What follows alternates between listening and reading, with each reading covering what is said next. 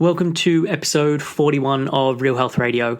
You can find the links talked about as part of this episode in the show notes, which are at www.7, so all spelled out, SEVEN health.com/41.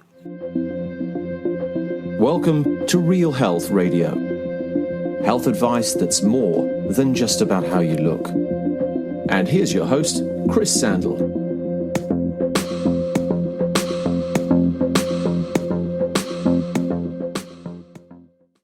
Hey everyone, it's Chris Sandel here and welcome to another episode of Real Health Radio. Today is another show where I'm chatting with a guest, and today's guest is Zoe Nicholson. Zoe is the director and senior dietitian at Figureate Consulting, a busy full-time practice that has 3 locations in Melbourne, Australia.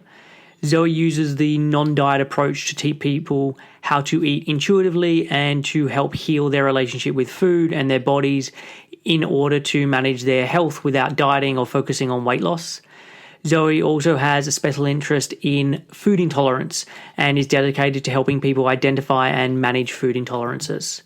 And in November of 2014, Zoe co-founded the moderation movement with fitness professional Jody Arnott. So I became aware of Zoe's work last year through the moderation movement.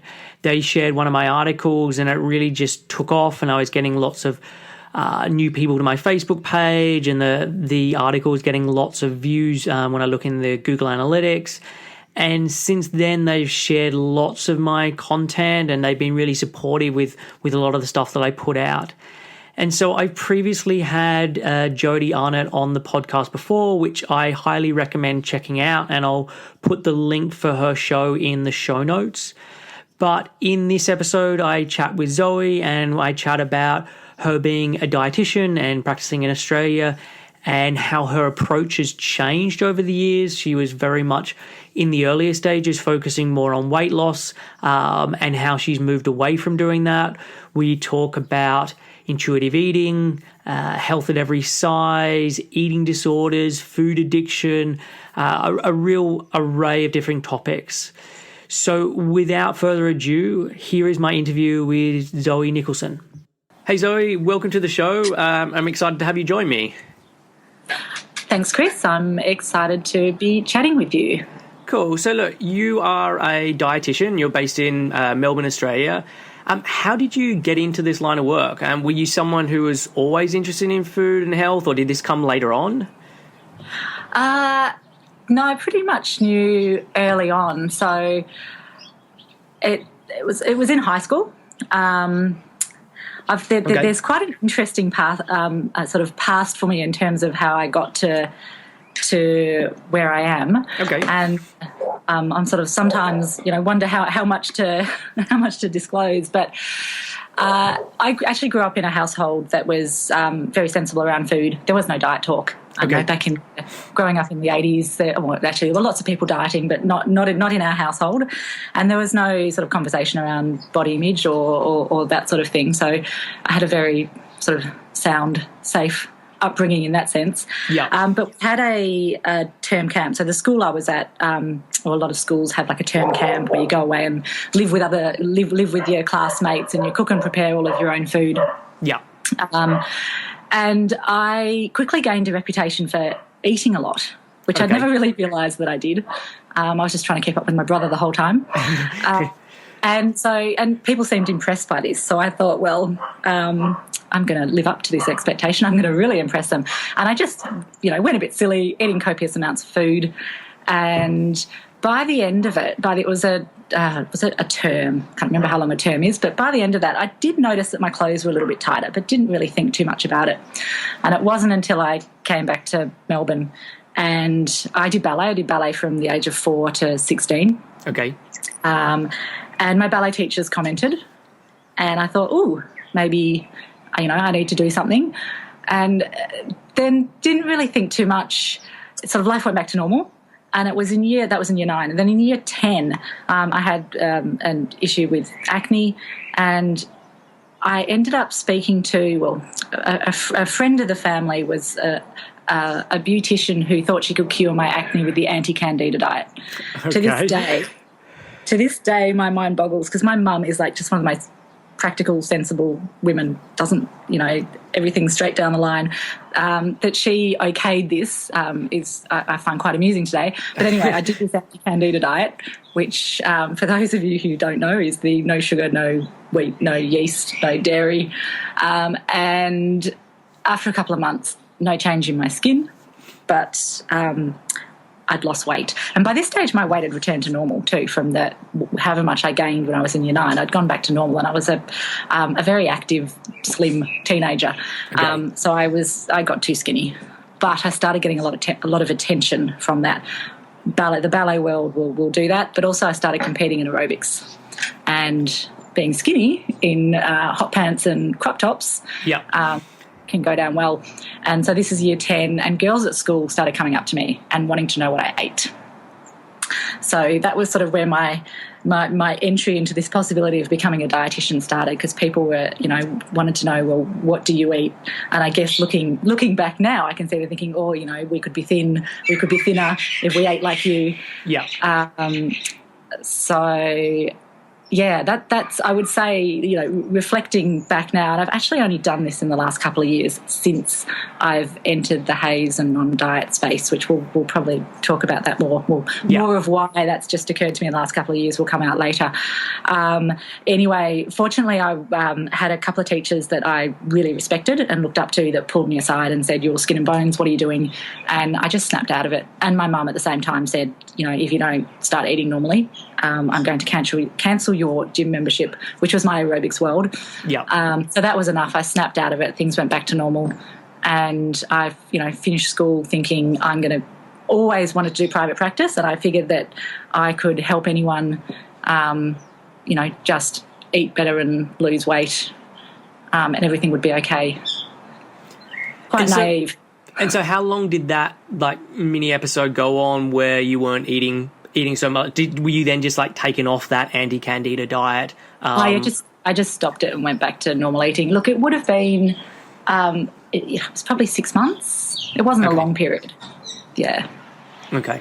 And look, I find that quite interesting because a lot of people who get into working as a dietitian or working as a nutritionist come from a background of either having some kind of disorder around food in different guises, or of having real health issues that they've tried to heal themselves, and then that's kind of sparked an interest in them. Sure. Yeah. Yeah, no, absolutely. And I should add, there's one other point to that, which was at the time that I, was a bit thinner and getting all this attention, and decided that this is quite nice. I like this. Thank you very much. I want to stay like this. So that's when I taught myself about calories. Yeah. And calculated all the calories I ate, and I went to the gym and burnt them off. So I can now look back at that now and recognise that was very disordered eating behaviour, but I hadn't even admitted that to myself really up until the last couple of years. Well, I actually hadn't really thought about it all that much, but working now in a much more, in this non-diet approach and being much more open and honest and about how much disordered eating and eating disorder there is in the world, and really recognising it a lot more in clients, I was able to recognise that, I've been there too. Yeah. And so from there, so you finished school, and then did you immediately go off and study as a dietitian? I did for about 2 months. Okay. And then I discovered partying and decided to drop out of uni, much to my mum's horror. And then I partied and worked for a couple of years, and then went and travelled the world for a year, which is still to this day one of the best things I've done with my life. I'm so glad I did that. And then I went back to uni in 1999, and that was dietetics at Deakin. So I started off at Melbourne Uni doing straight science in order to do the masters. That was how it was done. But then fortunately when I came back, an undergraduate dietetics course came about. So it worked out well for me. Okay, cool. And so then you finished up, and then you just set up practice pretty much immediately afterwards? Yep. Yeah, so I don't know whether you want that story as well. That's in terms of how I've just fell into private practice. I was really fortunate. I knew it's exactly what I wanted to do, but doors have just opened for me the whole way. So it's been, I've been fortunate. Okay, well, I'd be happy for you to share that story. Yeah, okay. So can you hear the birds in the background now? I can hear the birds in the background. It sounds like you're in a very lovely setting. Good. I worked in hospitality for a long time while I was studying, and the cafe that I worked at was adjacent to a gym, so one of the big gym chains. I used to make the owner, Tanya, her coffee, and she knew I was studying dietetics, and she knew I wanted to do private practice, and we had a conversation one day. She asked how I was going. I said, yeah, I'd finished. She said, are you qualified? I said, well, I don't get my certificate until April next year, but yeah, I've finished the course. Anyway, she went off, but she came back about half an hour later and said, I've cleaned out a room for you. When do you want to start? Wow. So talk about being thrown in the deep end. Yep. And then, so literally then, had a barbecue at a friend's house that weekend, said, everyone, you've got to help me come up with a business name. One of the friends was a graphic designer. She went and did my business card. My brother's wife at the time, now ex-wife, did websites, so I got a website. So it was all very, very quick and grew from there. And so I know, like you've mentioned about like the non-diet approach and health at every size, and these are things that I want to chat with you. But I would like to find out about what you were taught as a dietitian and how that has now changed to how you practice. Because I know personally, a lot of the stuff that I was taught when I studied nutrition, I don't actually believe in or prescribe now. And so from my own research and from working with clients, I've come to a different set of beliefs and use a lot of different principles when working with people. So like the course that you studied, how much does that line up with what you practice now? What would say some of the strengths and the weaknesses? So I guess a lot of what we study in the early years is all the basics and the fundamentals, so the chemistry and the biochemistry and the anatomy. So all of that is just, I guess, background knowledge. Yeah. In terms of, I suppose, going into final year where we would have been doing more clinical dietetics. Yeah. In terms of heart disease, diabetes, all that sort of thing. Look, a lot of it was very clinical based. One thing I knew from the get-go was I did not want to be a clinical dietitian. I did not enjoy my clinical placements. Yep. One of my supervisors made me cry, although I was a very capable student. So a lot of that, I guess the medical model, if you like, way of assessing and treating patients. So the nutrition care plan, which they still teach today, I sort of let go of that very early on in practice. We were taught to get all the medical history, diet history. So I started practicing, I saw my first client the year I finished in 2004, and for the first few clients I probably took diet histories, but pretty quickly I realised that they were pretty pointless. So I stopped doing that, and eventually the nutrition care, to this day you obviously get the background information you need, but a lot of that medical model, which is getting all that background and you as the practitioner being the expert and saying, okay, well, you've got diabetes, you should be doing X, Y, and Z. Yeah. I haven't done that for a long time just because I didn't see the point to it. I strongly believe, I've always believed, and that was, one of my reasons, my missions has always been in being a dietitian, is that, nutrition or feeding ourselves should not be that complicated. Yeah. And it shouldn't be prescriptive. I've always really struggled with really prescriptive nutrition. Now, I do appreciate in some specific circumstances that may be required, but for the majority of people, and particularly people if you're working in private practice, the majority of people that are walking through your door, and up until recently, that was, weight loss was a key reason for people coming in. A lot of that stuff is just not relevant. I strongly believe that all food can have a place in a healthy diet. Yeah. And it's not so much what we're eating, it's how people eat. So then, in terms of the intuitive eating side of things, eating to appetite, but also all the psychology behind why people might choose to eat the way they do. But then there's all the the social and financial. There's so many different reasons behind why people choose to eat, and to prescribe, sort of say this is right for everybody. Yeah. Yeah. Yeah, and look, I would say for me, when I'm working with people, it is like I'll prescribe things in a sense of based on what I'm seeing, based on your symptoms, based on what you're telling me, I think these kinds of foods or this kind of thing is going to be helpful. Try it out and see. And come back to me. And if it works, great. If it doesn't, let's then look at refining it. So it's more about using my knowledge to be a guide as opposed to like, you have to do this. Certainly. So I often use the term fine-tuning. So a client I had this afternoon that came in, he just got his cholesterol reading back 8.1. He's only 31.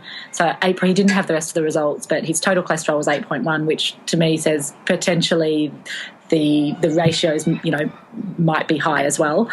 But look at his actual diet is excellent. So that's where, so if he came in with something like that and their diet was a little bit, there's certainly room for improvement. You could start with the basics. Yeah. But in his case, it's that fine tuning, which is looking at things like, sort of Mediterranean diet guidelines. So absolutely giving sort of more specific dietary advice in that sense. But in terms of, if you've got people with disordered eating or, poor body image, eating disorders, what they're eating at the point when they first come to see us is, look, sometimes that can be important. I guess this is a really good example. The fact that I'm struggling to explain this is that there's no right or wrong when it comes to nutrition. It's not black and white. No, definitely what could work for one person doesn't work for another. And to try and give all these blanket statements out, which is, I think, where things like dietary guidelines struggle, and where, things are going a bit astray here with, let's just quit sugar, let's go paleo, all this sort of blanket advice ultimately is not helpful. I like, you've heard of the author Michael Pollan? Yes. No doubt, yep. Yeah. So I love, he says in Defence of Food that humans are the only animals walking this planet that seek professional help with what to eat, which I always think is a slightly dangerous thing for a dietitian to say, but just rang so true with me. When I read that, I was like, yes. And, the Western world, we have the greatest nutrition knowledge. We know all about nutrient interactions in the body. We have this wealth of nutrition knowledge, but we have the worst eating habits. We have the highest rates of diet-related disease. We have the highest incidence of eating disorders, disordered eating, just emotional distress around food, the biggest weight issues. So there's, nutrition knowledge is important to a point, but at the same time, it's not everything. It shouldn't need to be that complicated. I guess this is where, when I stumbled across intuitive eating, that was the piece of the puzzle that I've been missing for the last 10 years. And so when did you stumble across intuitive eating, and also when did you come across health at every size? So in 2010, I was at a conference, and Fiona Willer, who's I call her the mother of the non-diet approach in Australia. She cornered me at the conference, and she said, "You've got to look at my research. Have a look at this book. It's right up your alley." So she was aware of the way I practice, that I had a very, we should be able to enjoy all foods. And I always did speak about appetite. Yeah. So I had but at the time I was still using meal plans, and I was still somewhat focused on weight loss. I was always tried to not be too focused. So I guess a lot of what I was doing, she could see that the non-diet approach or intuitive eating was going to be sort of right up my alley. But, looking back, in hindsight, I wish I'd listened to her. It's not that I didn't listen to her, but I kind of listened to what she said, and she went, I'm doing that already. What are you talking about? And so didn't really go any further with it. And it wasn't until 2014, so 4 years later, that I was desperately looking for some CPD, or so for professional development, because I just felt like there was nothing for private practice or what I was doing. And I stumbled across her website and the non-diet approach workshops, and I just went, it just clicked with me that time, and I booked myself in. I ordered the book, and as soon as so Fiona Willer's written a book called The Non-Diet Approach for Dietitians. Okay. And as soon as I got that in the mail, I just devoured it, and I just started that day changing my practice. And it's not, I always say my philosophy has always been the same, but the tools that I now use are different. And it was just such a relief. As I said, it was like this piece in the puzzle, the bits that never quite sat well with me in terms of what I did, that just didn't quite make sense, now make sense. And I mean, you mentioned about weight loss. I mean, how, I assume that previously that was something you dealt with. Is it something you still do with clients now? If someone approaches you and is talking about the fact that they want to lose weight, how do you talk about this with them? What's the focus? Yeah. So, yeah, very much I was a weight loss dietitian for the first 10 years of my practice. So I'm in my 12th, or maybe I've been doing non-diet approach for about 2 years. And when I first started practicing, for me, it always felt like not putting too much emphasis on weight was important. And I actually didn't feel comfortable with weighing people, and I didn't. And then I remember we've got all these, internet chat groups over here, and there's one for dietitians in private practice, and there was this conversation started up about scales and weighing people, and some more experienced dietitians that at the time I really respected were saying, oh, absolutely, you need to weigh people, you've got to have scales, it's a tool of the trade, how do you monitor progress, all of this. So I started thinking, oh, maybe I should. So I went back and started weighing people, and I started using meal plans and being a bit more prescriptive with what I was doing. Yeah. And yeah, got fantastic results initially. So I have helped hundreds, probably thousands of people lose 5, 10, 20 kilos. But having now been in practice for 12 years and the phone ringing 5 years down the track, 6 years, 7 years, I came and saw you, and what we did was fantastic. I lost all this weight, but I need your help again because I've gone off track and I've regained all the weight. So everything you always read about the fact that most people regain weight within that 5-year period, that back then I was very much using the approach I'm using and doing it in a, not doing it in a strict or rigid dieting sense, because of course I would have never said what I was doing was a diet with a patient, whereas now I'm quite happy to say that no, I was giving patients diets. So it's giving them meal plans, which is a diet in another form. Yeah. It was restricting their calories, which is dieting. And I always thought, well, the way that I'm doing it in a careful way, under the supervision of a dietitian, they won't regain the weight. But, I obviously haven't tracked all my patients, so I don't know. But, what the research shows is that, for at least 95% of people, that does happen. So now... when I first started using non-diet, I'd have to have that conversation with clients about it not being weight-focused. Yeah. And I'd find most patients were on board with that. There was a struggle with it, but I'd sort of say in that first session, look, we just need to put your weight loss goal to the side for the moment. Yeah. Put it on the back burner. But, we'll talk about that as we go. And I found for most people that was okay. I did get a few people coming in that were just very much want to lose weight, so didn't come back. Now that I've been doing it for 2 years and the way I've positioned myself with my website and moderation movement,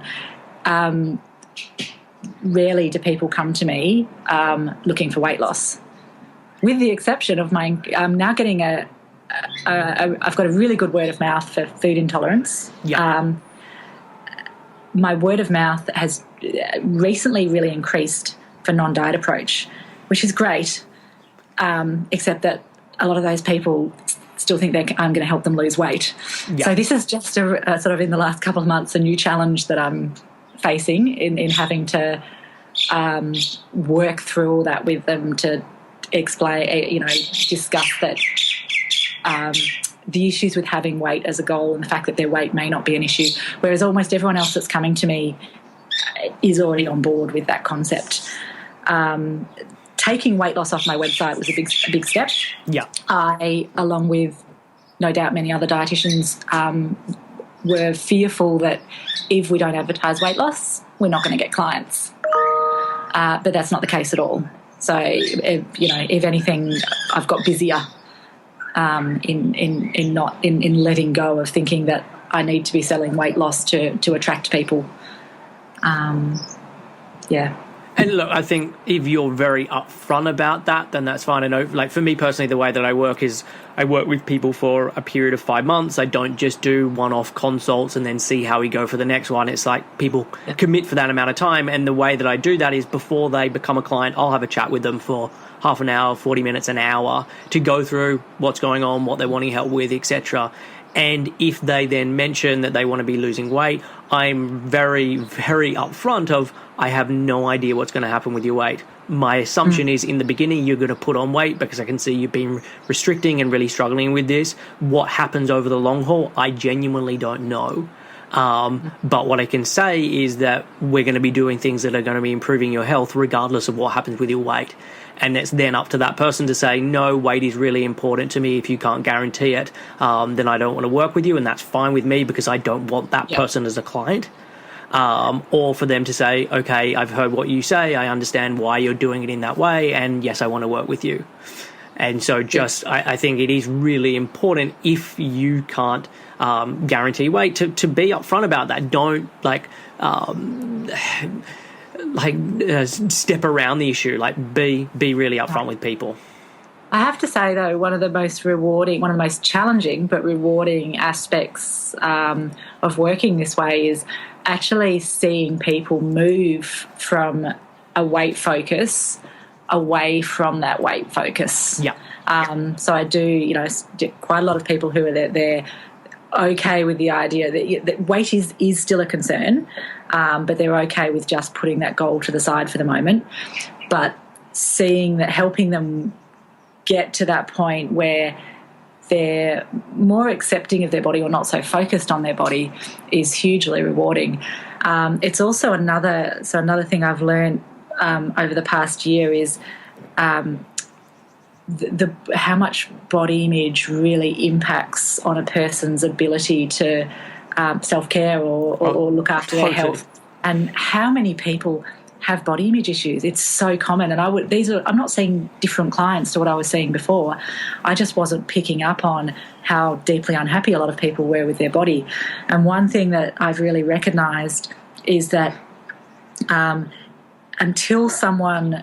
helping someone recognise the body image issues, and then also helping them recognise that they actually need to address those first before they look at doing anything dietary-wise or intuitive eating. And in a lot of cases that requires therapy. So I train psychologist in body image. And that is just so incredibly common. And all the mainstream diets out there and the fads, going paleo, sugar-free, all of that, then they're just never going to pick up on that significant percentage of the population that have the body image issues, and that they are causing more damage than good in the long run. So I think we have an epidemic of body image issues, which somehow on a population level we need to start acknowledging and addressing. Yeah, because that, as you say, that then drives the dieting behaviour, or people having issues around food because they're using food to try and manipulate their body. And it's really interesting when people then do get on board with that stuff, how their issues around food become so much easier and how much freer they are to eat, and how they can then get into intuitive eating and they can start to listen to their body and they can make choices that are about supporting health, because it's not like mudding the waters of, but what about my weight? Yes, yeah, exactly. So I don't know what the statistics are like in the UK, but on the Eating Disorders Victoria website, there's some pretty damning stats in terms of the increase in disordered eating disorders, and body image dissatisfaction. So 20% of females are estimated to experience an eating disorder at some point in their life. That's 1 in 5 women. Yeah. And like an absolute minuscule amount of those will get diagnosed. Absolutely. Yep. So yeah, I mean, look, it is very rare that I'm working with a client where that isn't part of it, and I don't know if that's then representative of the whole population, because I'm obviously talking about these things and that's how people find me. But no, you're right. I think it is going on much more than most people realise, and it is much more of an epidemic that needs to be dealt with. Yeah, and particularly with the younger generations that are coming through. Yeah. Yeah. And so you run the moderation movement with Jodie Arnott, who I've also had as a guest on this show before. But do you want to explain what the moderation movement is about and how it came to be? Sure. So the moderation movement came about when after Jodie contacted me. I'll come back to that. But as I was getting fed up with certain celebrity chefs and journalists or wellness gurus who were sort of getting up on their pedestal and saying that, this is how you should eat, and grains are harmful to human health, and sugar is toxic, and seed oils will, kill you. All these really extreme messages, and I was seeing the effect it was having on not only my clients, but hearing conversations with my friends, my family, all that sort of thing. And I just thought, this is ridiculous. And I started, posting things to that effect on my Figureate page, which, unbeknownst to me, Jodie had been stalking me for a year or so, okay. In a nice way. And she contacted me, I think it was August 2014, and said, look, I've been following your page. I work near you. I'm a personal trainer. I think we could really work well together. And we caught up and had a meeting. And the idea initially, we thought, well, we could run a big event. And I thought, well, let's put a Facebook page together first, because then we can create an audience. And we had lots of material to put out there, and that way that when we did our first event, we'd have people that might want to buy tickets. So we set up the moderation movement as that Facebook page on it was November 2014, and did a post, and I can't remember whether it was 500 or 1,500, but overnight it might have been 500 overnight, and then 1,500 the next day. It just went nuts. Wow. Which, for us little humble souls was nuts. Yeah. Sure, there's some celebrity chefs that have got millions of followers, but and it just took off, and we were just getting such wonderful feedback from people, and doing articles for magazines. I had a conversation on air on 774 Melbourne, so a radio station, talking about it. So people were really interested and really wanted to know more, and that sort of gobbled up all of our time initially. And it wasn't until this year that we managed to put on our first event, which was in February, and a huge success, wonderful feedback. And we will be doing more of them. Nice. And look, that's how I found out about you guys. You were sharing a couple of my articles, which are great, and it was always good when you would post it, because it would just get shared so many times. There's so much activity that you have on the page. I think moderation is a concept that people get in theory, but then really struggle to follow through on. And I'd love to get your take on why do you think this may be the case?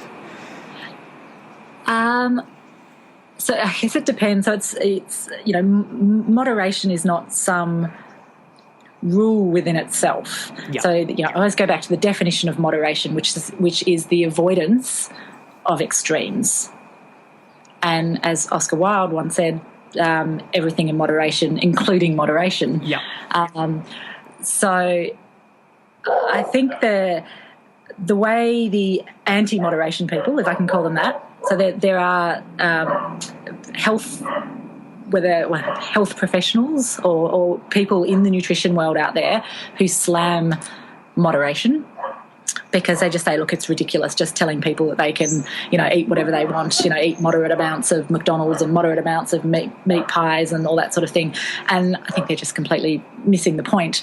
So I like to explain moderation as coming from a place of attunement. So if you are connected to your appetite, so for the most part, you're choosing to eat because you're physically hungry. Yeah. For the most part, you choose to stop eating because you recognise you've eaten enough. So looking at the principles of intuitive eating.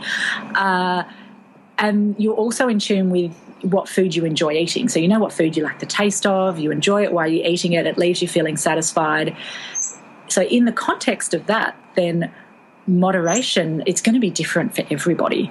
But what that may mean, for the most part, people find when they're eating intuitively is that for the most part you're eating nourishing food, because amazingly enough, when your body is hungry and asking you to eat, most people will find that they had the choice of a block of chocolate or a chicken and salad sandwich. They're probably going to go the chicken and salad sandwich when you're actually responding to true physical hunger. Yeah.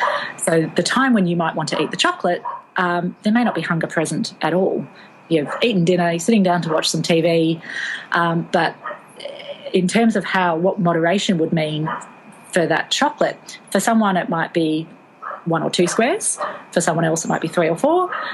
Would it be the whole block for someone? So in this, again, it's really individual. So if after you eat a whole block of chocolate, you've enjoyed every single bite, and you feel satisfied afterwards, you don't feel sick.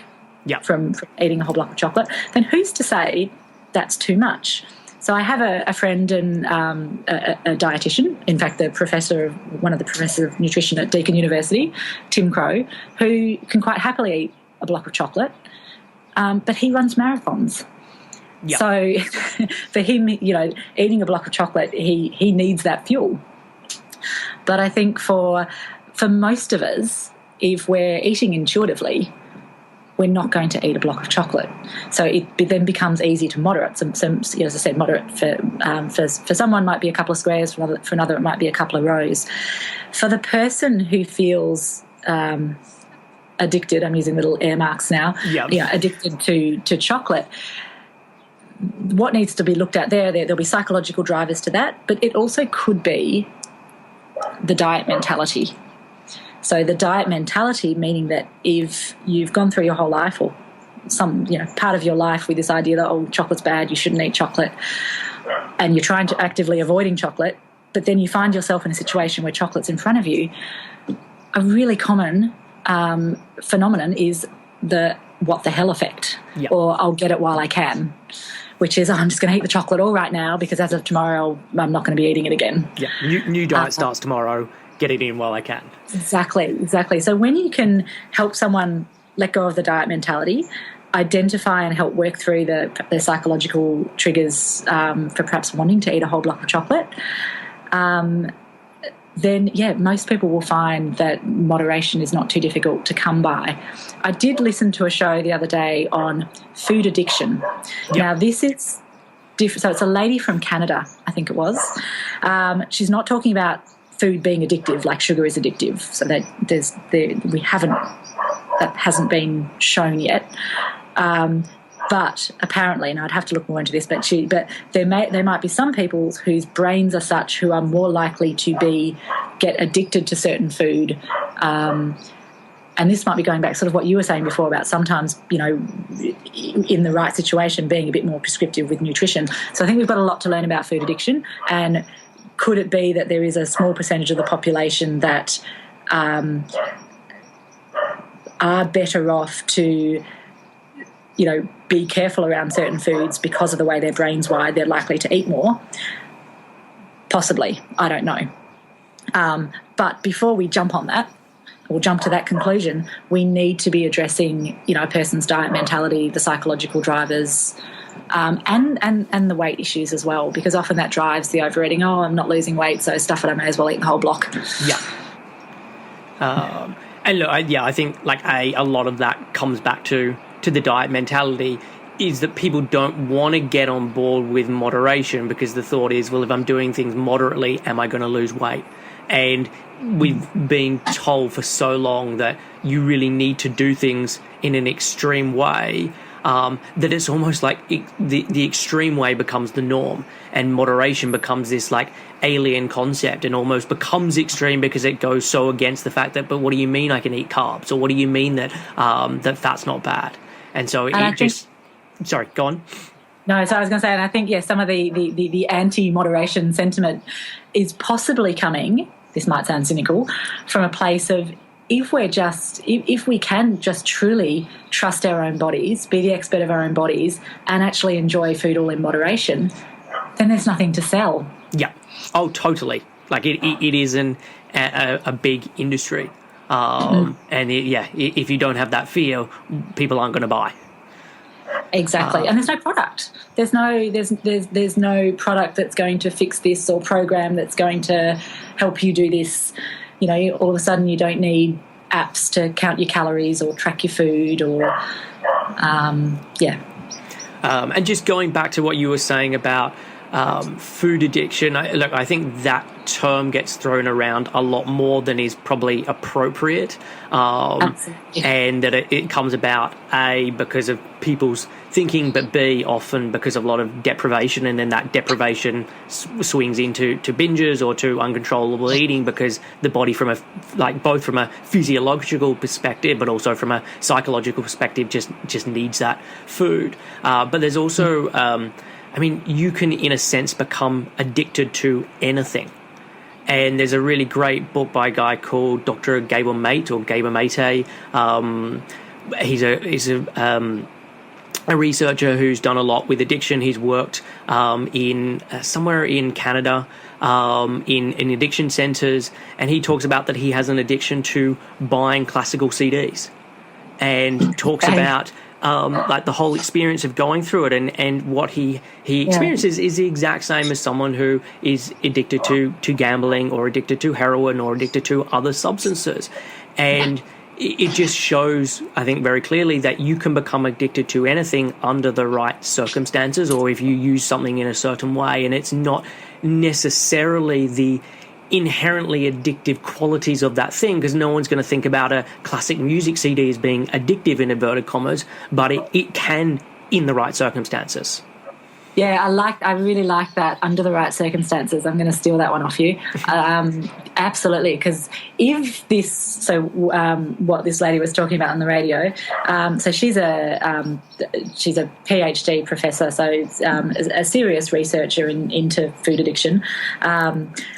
So if there is something to what she's saying, then, how much of that is under the right circumstances? Would these people would their food addiction actually be such an issue if their circumstances were different, or if their environment was different? Yeah, and there's a great website, I'll link to it in the show notes, called Your Brain on Porn. And it actually looks at porn addiction and goes through all the different steps that happens within the brain, and dopamine and all of that, and then how that can then be related to food as well, and basically be any addictive processes. And I think understanding those different steps can help you understand that, again, it's not necessarily the substance per se, but someone's reaction and the environment and how that all plays into it. Yeah.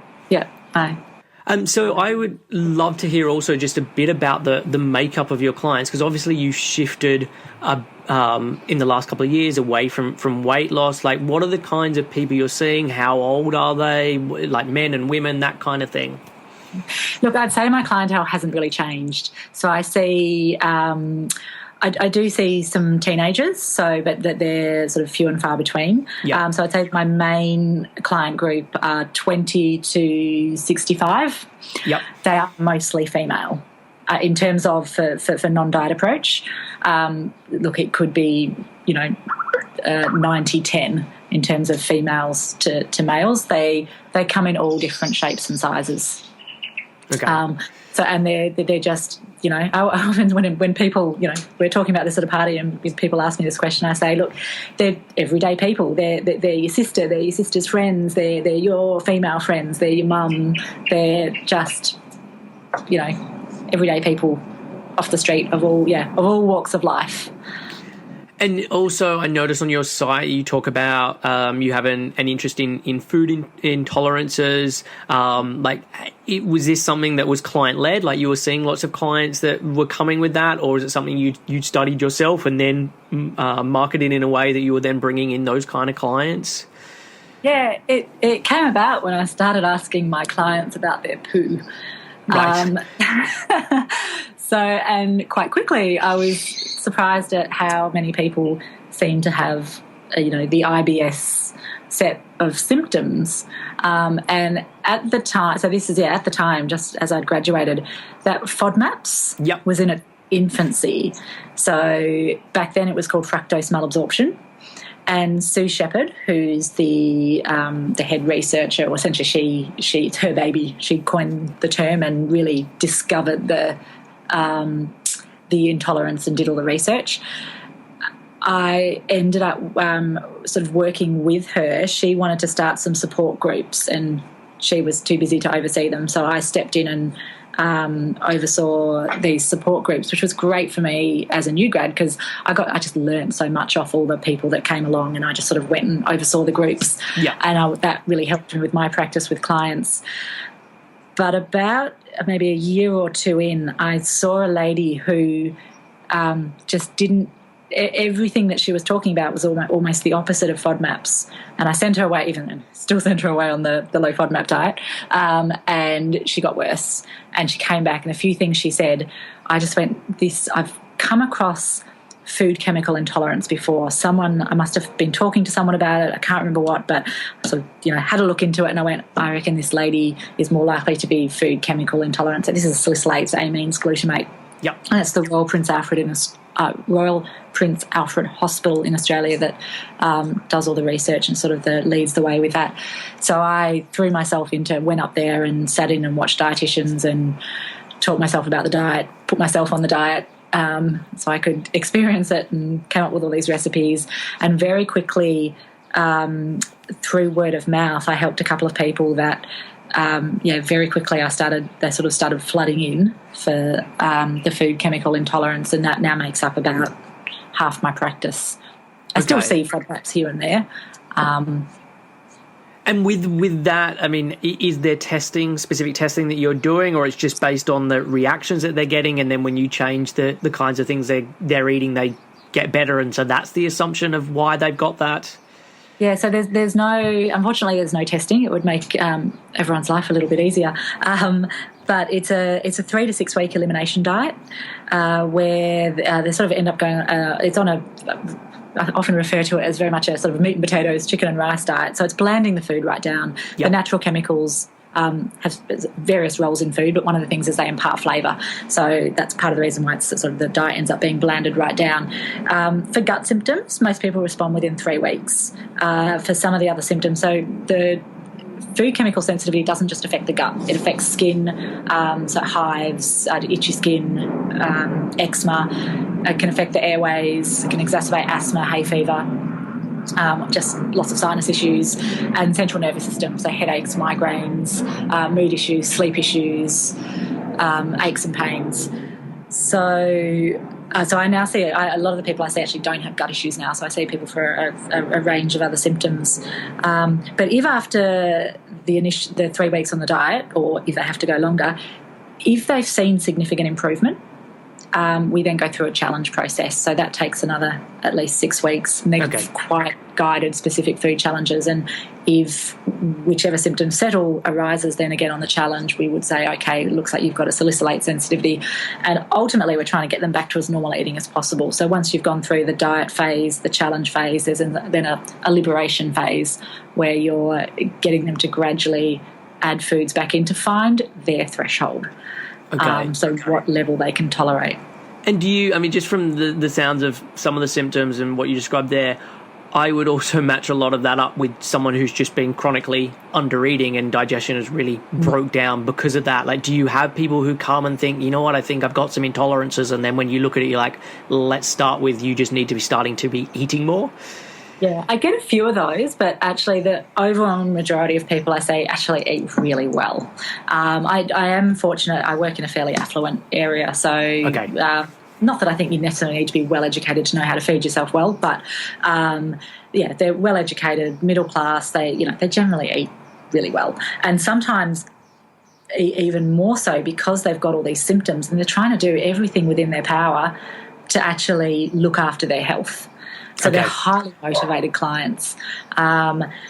But I do see people from time to time. So one of the questions that we ask, the assessment questions, is have you or anyone in your family had an eating disorder?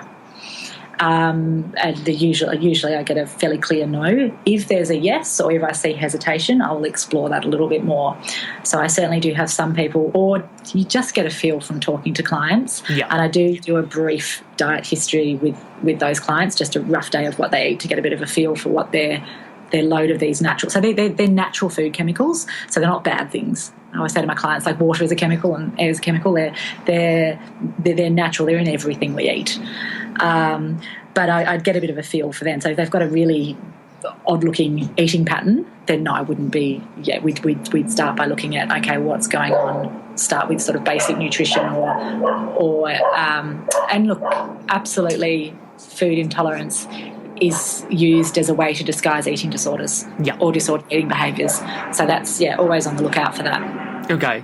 And I've noticed as part on your website, you've done lots of counselling qualifications. Was this something you did alongside the studying as a dietitian? Is it something you've done afterwards? And I don't know in Australia if there is requirements that you have to do any of that stuff. So, I'd just be really interested to find out about that, and also how that knowledge from doing those qualifications has helped you working with clients.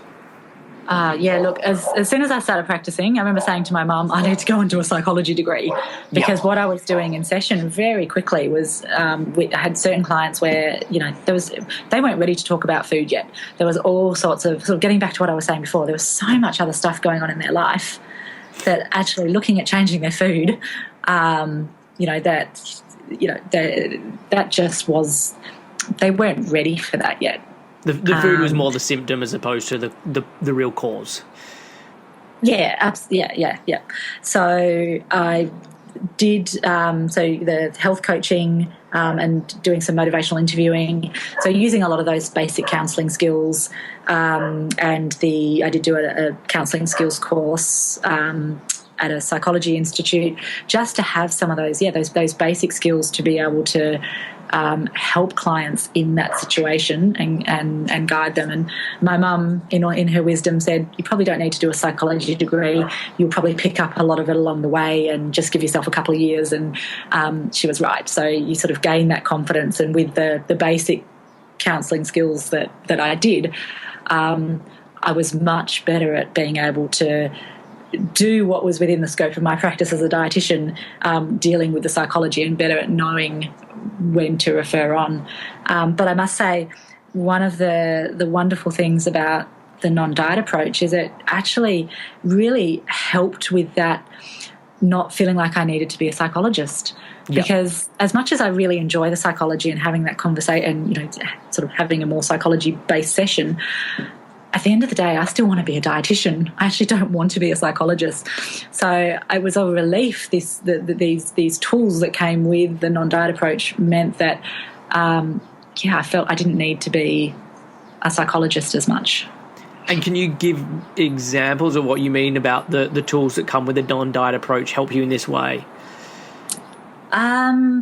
So helping people acknowledge and start to loosen their grip on diet mentality, and recognising the influence on body image, and how we're made to feel about our weight,